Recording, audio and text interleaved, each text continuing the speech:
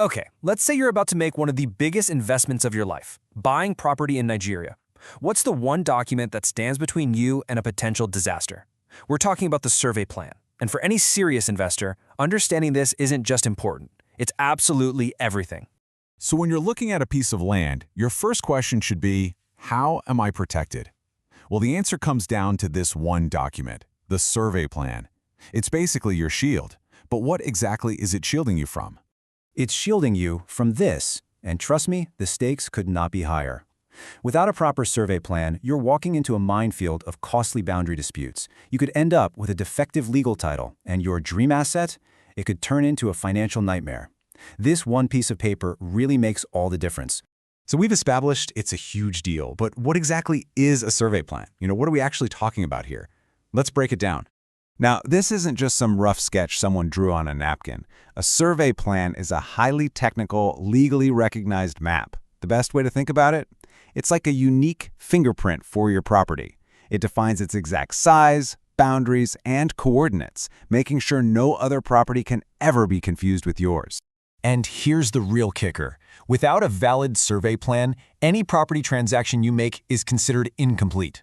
Your deed of assignment, your certificate of occupancy, they're all built on top of this foundation. If that foundation is missing, or if it's faulty, the entire structure of your ownership can just collapse. And getting one isn't a casual process at all. It follows a very strict official path. First, a licensed surveyor has to physically go out and survey the land. Then, they draft a precise plan and submit it to the Government Surveyor General's office. It's only after that office verifies and officially stamps it that the plan becomes legally binding. Right, so that official stamp, that's what turns this document into your shield. Now let's look at exactly how it protects your investment from some of the most common headaches in the property market. It basically does three crucial jobs for you. First, it prevents those nasty, super expensive boundary disputes by creating an undeniable legal definition of your land. No more he said, she said. Second, it's the key that unlocks all those other vital documents, like the certificate of occupancy, which we'll get back to. And third, it's your blueprint for construction, making sure every wall and fence you build is exactly where it's supposed to be. And this slide just lays it all out, doesn't it? It shows the two very different realities for an investor. On the left, you've got a high-risk, low-value mess. No bank is going to touch it, and selling it is a major headache. But on the right, with that approved plan, you have a secure, valuable, and financeable asset. The choice is pretty stark. And let me just double down on this one point because it is so important. If there's one document every landowner dreams of having, it's the Certificate of Occupancy, or C of O. It's pretty much the gold standard of ownership proof. And what's the number one thing you need to even start the process of getting one? An approved survey plan. Period. No way around it. Okay, so you get it. You need one. But how do you make sure the survey plan someone shows you is the real deal and not a fake? Well, you've got to do your homework, your due diligence. And here's a checklist to help you out. This is your action plan. First, don't just glance at the plan. Investigate it. Confirm that the surveyor who signed it is actually licensed. Second, take that plan straight to the Surveyor General's office and verify that the official stamp is legit.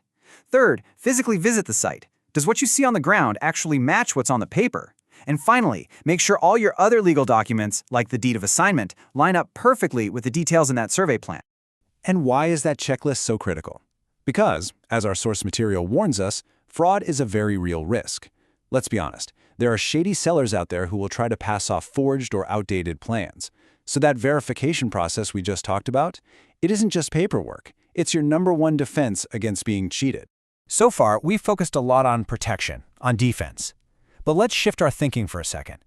A survey plan isn't just about avoiding bad things, it's about actively creating good things. It's a tool for building value.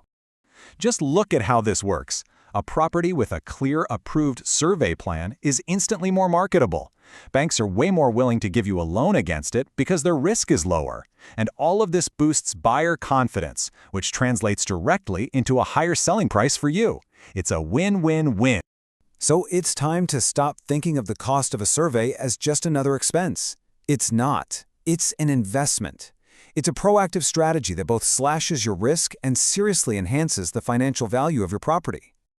I mean, this quote just nails it, doesn't it? This isn't about ticking a box or dealing with some minor bureaucratic thing. This is about laying a solid, legally sound foundation upon which the entire future value of your investment is going to be built. So as we wrap this up, I'll just leave you with this one thought. Whether you already own property or you're looking to buy, ask yourself this simple but incredibly important question. Is my investment standing on solid ground? And more importantly, do I have the blueprint that proves it?